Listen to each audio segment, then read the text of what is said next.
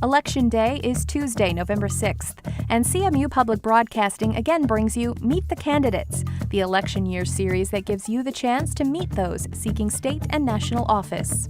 Support of WCMU is provided by Flint Institute of Arts, presenting Drawing Together International Cartoons. The exhibition features 300 cartoons from the Iden Doan Foundation International Competition and runs through December 30th. FlintArts.org. Hello and welcome to this edition of Meet the Candidates. I'm David Nicholas, and we welcome before all of you State Representative Charles Brunner. He is a Democrat from Bay City. He is seeking re-election to a second term for the state's 96th district. Representative, thanks for joining us and welcome back to our program. My pleasure. Happy to be here. Given the title of our show and a chance then for you to, in this instance, as you're seeking re-election, reintroduce yourself. Give us, in the first couple of minutes, a little bit of your background, hometown, and sort of to acquaint folks, sort of the map of the 96th district. Yeah, certainly. Thank you. And thank you for the opportunity to speak today. Born and raised in Bay City, Michigan. Proud graduate of CMU, by the way. Taught school in Midland Public Schools for 30 years. Retired 5 years ago and ran for the seat of mayor of Bay City and was proud to be the mayor of Bay City for 3 years. Due to term limits, this seat opened up and I ran for this seat for the State House for the 96th District, which is, by the way, Bay City and Southern Bay County, the surrounding townships. So very excited to represent the folks from the Great Lakes Bay region. Looking at the issues as they have been identified, a chance for you to point to where you feel the primary issues are for this campaign and moving forward, and then looking back at your first term in office, what do you feel you've done so far to address those? Yeah, certainly. Thank you. Balancing the budget is something that ever since I've been involved in government, which was 6 years at the city commission level and 3 years as mayor, and now the last 2 years as state representative. Balancing the budget, of course, is always everybody's big concern. When the pie keeps shrinking, everybody wants the same piece, and you can't do that. So it's very difficult to do that. So during my 9 years as a representative for the city of Bay City, we had to do that, very difficult to do. And of course, now 2 years, 2 budgets with our current governor. I understand what the governor wants to do, and of course my voting record would indicate that I didn't support pieces of the budget, mainly because I think there's some other directions we could have gone and some other areas that we could have funded. I guess I'm maybe a little prejudiced, if you will, because I'm a retired educator, and I really think we could put more money into education. That being said, I understand what the governor wants to do to create an atmosphere in the state of Michigan where business can thrive. We passed the 2 budgets. We're moving forward, and I think probably one of the things that I'm most proud of is the constituency work that we do for the folks that have difficulty manipulating through the bureaucracy of state government. We get calls daily from folks who don't know where to turn, and so helping the people in the district is something that I'm very, very proud of. And of course, being on a couple committees that are very important to the state. There are 19 committees, as you well know, that in the House of Representatives that I could serve on, but the 2 that I'm on are the Agriculture Committee and also the Energy and Technology Committee, which are both integral to our state's future and very important to our economy. So, especially in the, excuse me, in the Bay County area, agriculture is it's huge. And I've done everything that I can to educate myself, to learn about agriculture and energy and technology as well, as we've worked our way through some things. So, excuse me. So those are very important. I'm proud of those assignments.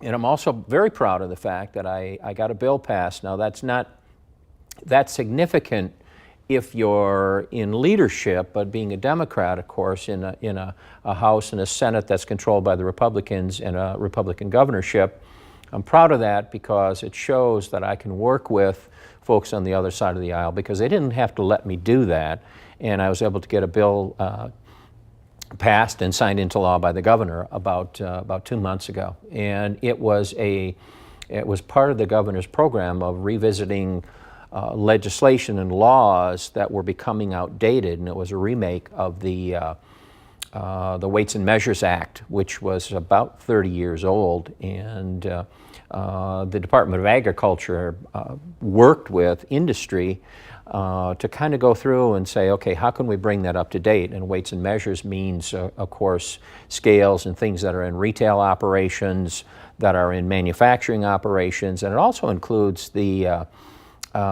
measuring of gasoline to make sure that there's, if you're buying a gallon of gas, especially at today's prices, you're getting a gallon.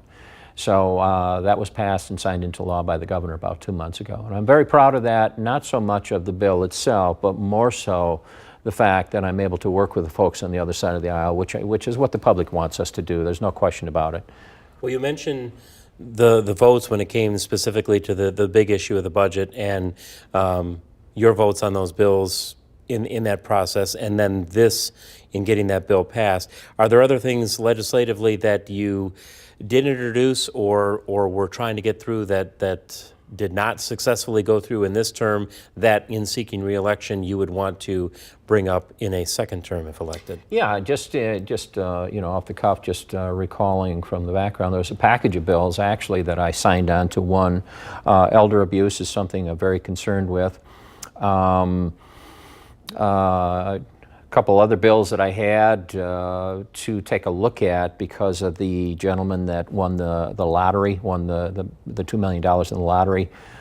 Turns out, of course, he lived in the 96th district and became very concerned that he had won $2 million and still qualified for food assistance. So I put in a bill to change that, and since then there's been a couple pieces of legislation that have actually been enacted to help basically identify folks that now have come into this large sum of money and say, okay, let's at least take a look at that and have some different qualifiers to determine whether they should receive that assistance. But one thing that I'm working on, and there's a number of efforts going on, and anybody from, I'd like to think that most folks will agree with me, from Bay City in southern Bay County, is the beach out at the Bay City State Park.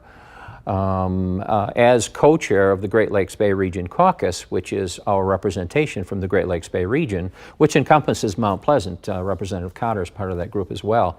When we got together initially a year and a half ago, I said, you know, we really need to pick just a couple issues to get behind them, and my issue is the beach out at the Bay City State Park. And so I'm hoping that we can clean that up and bring it back to viability so that all the folks that are talking to me, including myself, when they look at those photos from the 60s and the 50s about how that beach was packed and how it was such a generator of activity, that we can bring that back. And that includes basically being able to groom the beach. And there is and you talk to people that live along the shore, and you might be familiar with this, there's kind of a level of some muck that's been studied, and it's there, but my contention is, okay, it is there, let's get it out, let's clean up the beach, and let's bring it back. And so I think there's a movement in that direction. I know Senator Green has brought the directors up, and I'm happy to work with our contingency from the area to see what we can't do to bring that beach back to basically the way it was, so folks can go out there and recreate and don't have to look for the beach. There's a small section now, but still there's that muck that's along the edge. So I think it's something that we can.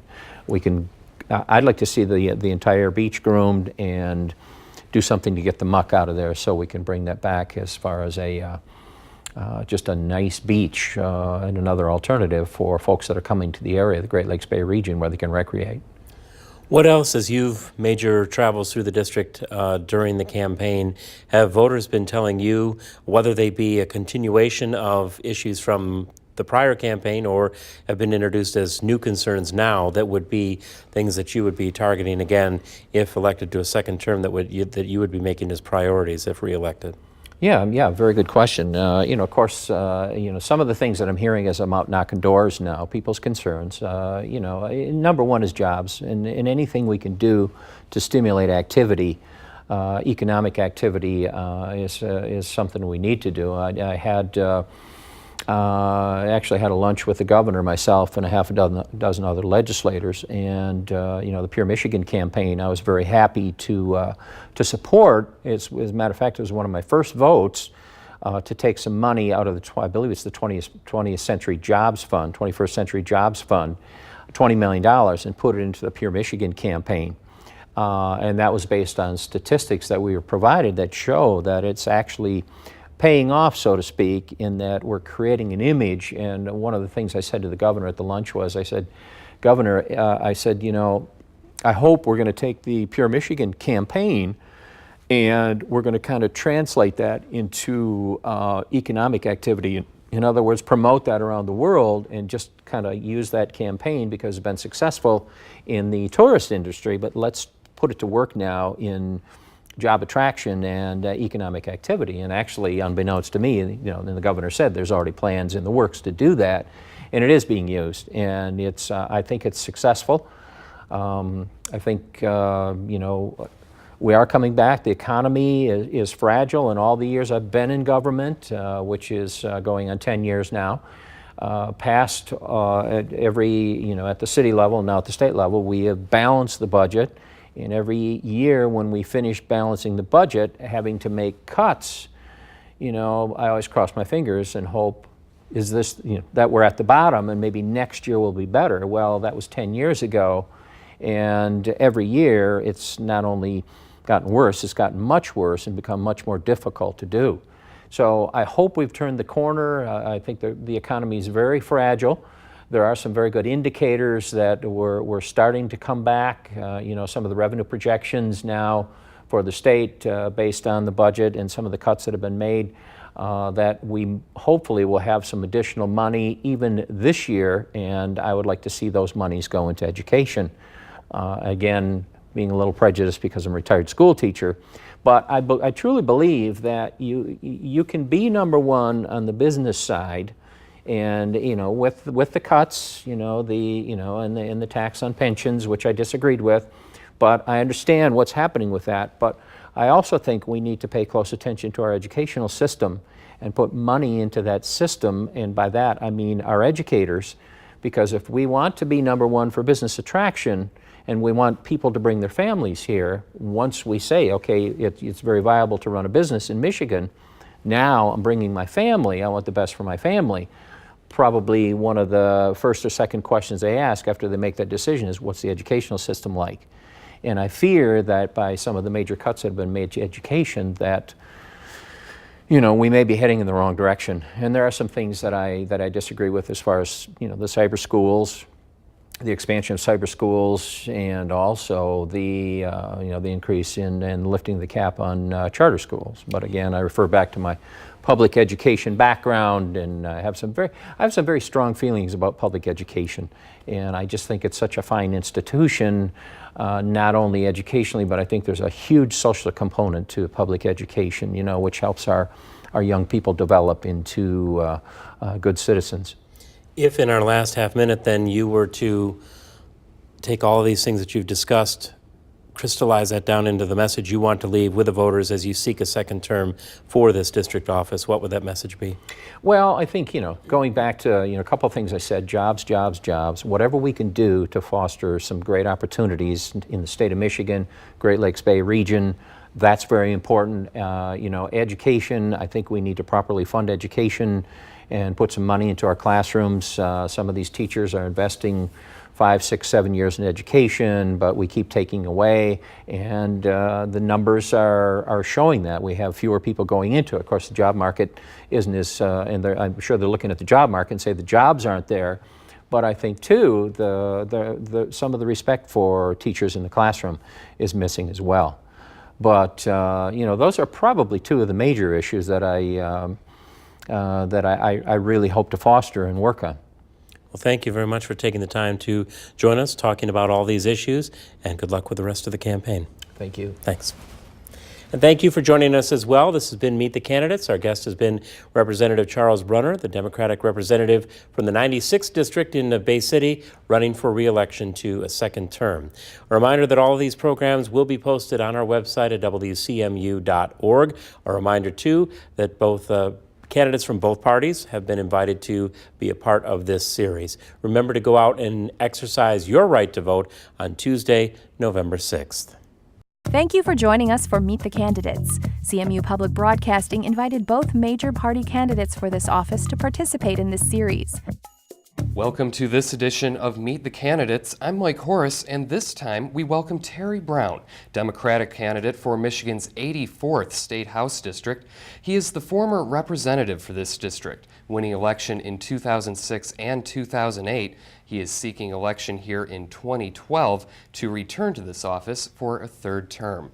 Terry, thank you so much for joining us today. My pleasure, Mike. In the first few minutes we have, can you give us some background about yourself and tell us about the experience you're bringing into this campaign? Okay. Well, I've worked the extent of my career in public education. I was a school social worker, started out a number of years ago as a school social worker back in the early 80s. Was a principal in a special ed center. And then my daughter was with me at an event after several different events where folks encouraged me to run for office. And Teresa was a junior in high school and said, Dad, I think you should run, after people encouraged me. And I said, really, Teresa? She said, yeah, you've told us either you're part of the solution or just part of the problem. And she said, you complain about politics and politicians all the time. It's time for you to get up and do something about it. And so I tell people I ran for office because of bad parenting. Because if I was a better parent, my daughter wouldn't have called me names like hypocrite. And so I ran. It was a very unlikely win. I ran as a Democrat in a very Republican seat and was the first Democrat to win. I sat on several policy committees the first term. In the second term, I chaired the school aid budget in the House. Okay. Tell us about the 84th District. Well, the 84th District is primarily rural. It's Huron and Tuscola County, and it remains Huron and Tuscola County even after the gerrymandering that's been done. It's a very family-oriented kind of an area, rich in agriculture, tourism, and also in industry, believe it or not. But because of the way we're situated in the state, I tell folks we're the closer Upper Peninsula. There's not any expressways going in and out of our county. And where it's situated, we were some of the first ones to get hit by the economic collapse and really the collapse of the automobile industry. So looking at this campaign now, what are the major issues this year? Well, it's about integrity in my estimation. It's about who do you trust to be in there in the office. I think folks are pretty sick of the political advertising that's going on that's primarily negative. We've taken a very different stand. I'm not doing any of the negative stuff. It's about who do you trust and who's going to be there. And we work very hard to get out there and meet a lot of people at their doors. I've done that since I was in office. I've talked to folks, continued even when I was in office, to do regular coffee hours and meet and greets and town hall events. And folks know who they can trust to be there.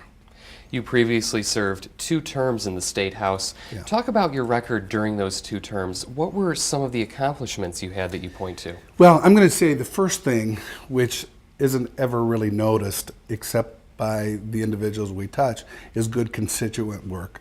Being out there for folks when they call and say, man, I can't get through to the State Department, whatever department that might be. I have issues with unemployment, my power is going to be shut off, or I've got a new business opportunity and I need some help and some guidance along the way, and how you connect people. And so the constituent efforts that we did in my office, I think, I've been fortunate to have some great folks working with us, and we did very well in that. So responsiveness to citizens. And then, I was on the Energy Committee. We have the first industrial scale wind turbine in the state, wind turbine farm. We've got several more going right now. It's about how to keep those issues local so that we can actually generate the funds in our area to keep economic vitality. I sat on the Ag Committee and I worked very hard to make sure that agriculture was protected and I guess incentivized so that we can have good services and good food, and we can bring some of those jobs back home in ag production. Agriculture, of course, a major player in your district and around the state of Michigan. Yeah. What are some of the issues facing that industry this year, and what are you going to be looking at to do when if you get elected to the legislature on the agriculture front? Well, agriculture is always faced with profit issues. You never know what happens with the weather, and we've seen that this year. And so they have those kind of challenges. But we also have disease and pest problems that happen with agriculture. And so when we weaken Department of Ag and we weaken the services to the farmers, actually they have to pick up a bigger share of the burden there. We need to make sure that our products are marketable. To do that, we have to have good inspections. We have to have good services there, so other states will look at us as the premier agricultural state and will want our products. That happens, whether it's a small a greenhouse business or it's a large dairy farm.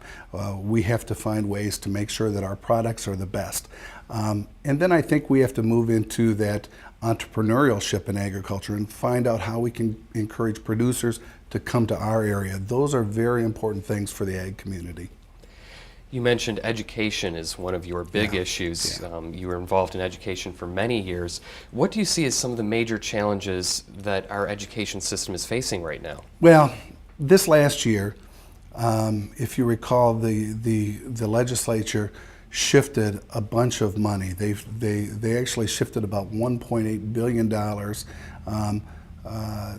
burden on tax from business, from the large corporations and rich CEOs onto individuals.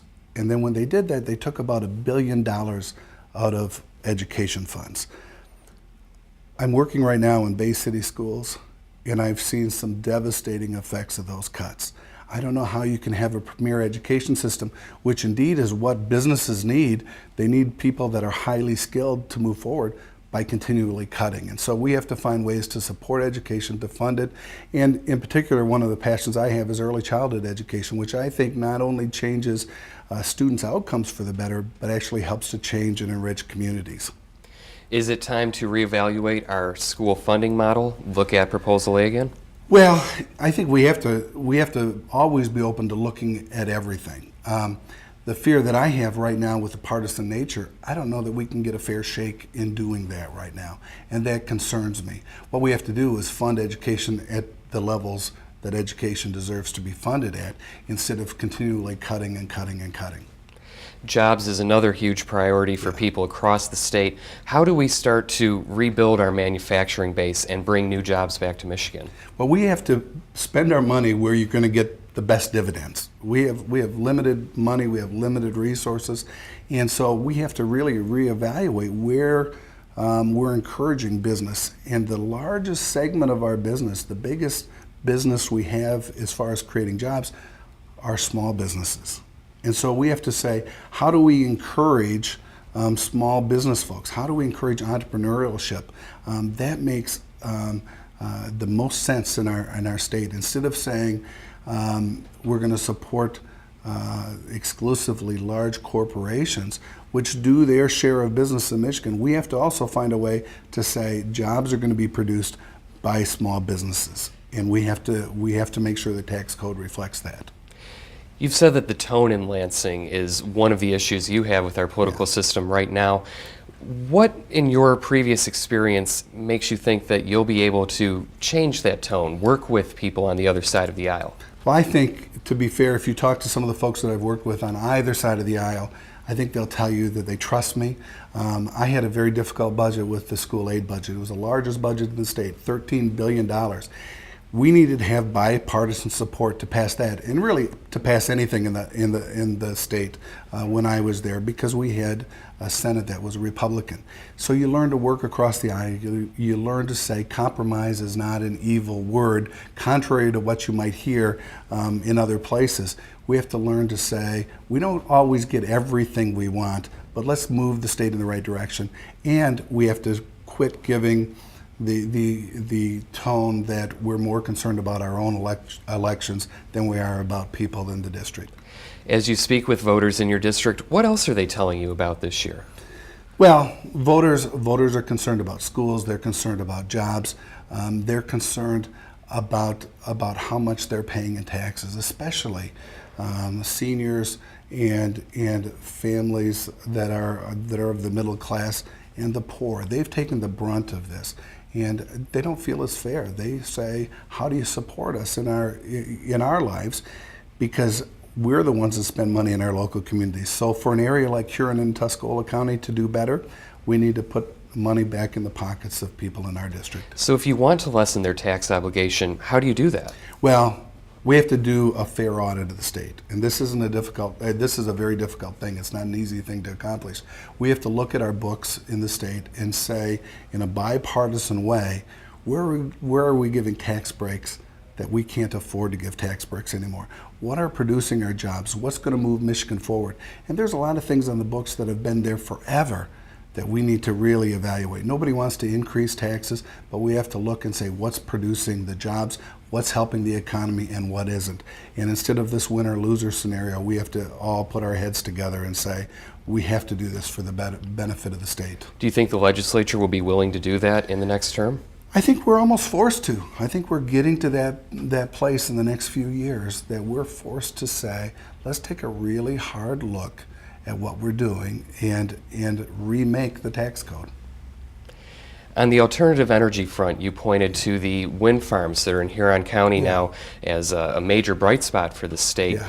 What do you think about expanding those wind farms to other parts of the state? Should there be one set policy for every part of the state of Michigan, or is this something that should be done more on the local level? Well, let me tell you, I kind of tell folks I like boating. And you know, if you're in a boat, the safest place is somewhere in the middle to the back of the boat. You're not bouncing around. Our district has been really on the bow of the boat, and we're bouncing, we're hitting those waves and learning a lot as we go. One of the things that I've found that I truly believe is we have to keep decisions local. Even though it's causing a lot of strife between neighbors, that's where it should be. I think if you set one statewide policy that says, here's how far away the wind turbines have to be from homes and things, I think we're set up for trouble. And then we have to have some security for our individual communities. Right now, the State Tax Commission changed the depreciation schedule, costing hundreds of thousands, if not millions of dollars in these next couple of years to our local governmental units. When the promise was, when these turbines come into our area, it's going to help relieve our tax burdens or increase services. It's not fair to the citizens, it's not fair to the communities to do that. We just have a few seconds left, so give us your final pitch. What message do you want to leave with voters today? Well, I think you have to look at experience. I think you have to look at who people trust, and I think you have to look at saying what are the agenda items that are most important. And indeed, I think education is important to move us forward. I think farming, agriculture, and small business is important to move us forward. But I think overall, you have to have somebody you can trust in office. Thank you so much for your time today. Thank you. Our guest this time has been Terry Brown. He is the Democratic candidate for Michigan's 84th State House District, running for a third term in office. And a reminder, you can find our entire Meet the Candidates series on our website, WCMU.org. And come November 6th, please do exercise your right to vote. For everybody at CMU Public Broadcasting, I'm Mike Horace. Thanks for joining us. This has been Meet the Candidates, a production of CMU Public Broadcasting. Both major party candidates were invited to participate in this series. For a complete listing of the air dates and times for this series, or to watch or listen to this program again, go to our website, WCMU.org. Support of WCMU is provided by Flint Institute of Arts, presenting Drawing Together International Cartoons. The exhibition features 300 cartoons from the Iden Foundation International Competition and runs through December 30th. FlintArts.org.